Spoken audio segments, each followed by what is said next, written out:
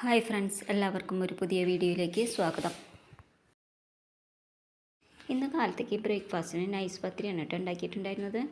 Nice പത്തിരി ഉണ്ടാക്കാൻ കാരണം എന്താണെന്ന് വെച്ചാൽ കറി ഉണ്ടാക്കേണ്ട ആവശ്യം ഉണ്ടായിരുന്നില്ല. തലേ ദിവസത്തെ ബീഫ് കറി കുറച്ച് ബാക്കിയുണ്ടായിരുന്നു. അപ്പോൾ പിന്നെ കറി ഉണ്ടാക്കണ്ടല്ലോ, അതുകൊണ്ടാണ് പത്തിരി ഉണ്ടാക്കിയത്. ബീഫ് കറിയും നൈസ് പത്തിരിയും നല്ല കോമ്പിനേഷനാണല്ലോ. നൈസ് പത്തിരിയും മുട്ടക്കറിയും ഉണ്ടാക്കുന്ന ഒരു വീഡിയോ ഞാൻ ഇട്ടിട്ടുണ്ട്. കാണാത്തവരുണ്ടെങ്കിൽ ഒന്ന് പോയി കാണണേ.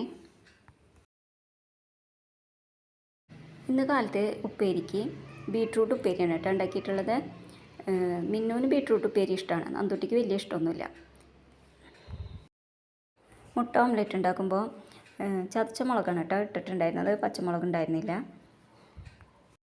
അവർക്ക് രണ്ടുപേർക്കും പച്ചമുളക് ഇടണേക്കാളും ഇഷ്ടം ചതച്ച മുളക് ഇടുന്നതാണ്. എന്താണെന്ന് വെച്ചാൽ പച്ചമുളകാകുമ്പോൾ ഇരുന്ന് എല്ലാം പറക്കി കളയണം, ഇതാകുമ്പോൾ പറക്കി കളയണ്ടല്ലോ.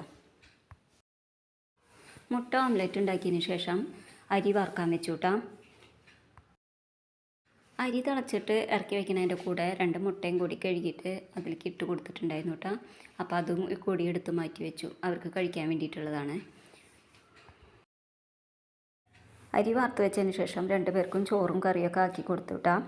പിന്നെ അവർ ഭക്ഷണം കഴിച്ചതിന് ശേഷം എല്ലാവരും സ്കൂളിൽ പോയി. പുതിയ വീഡിയോയുമായി വീണ്ടും വരാം. വീഡിയോ ഇഷ്ടമായെങ്കിൽ ലൈക്കും ഷെയറും സബ്സ്ക്രൈബും ചെയ്യണേ.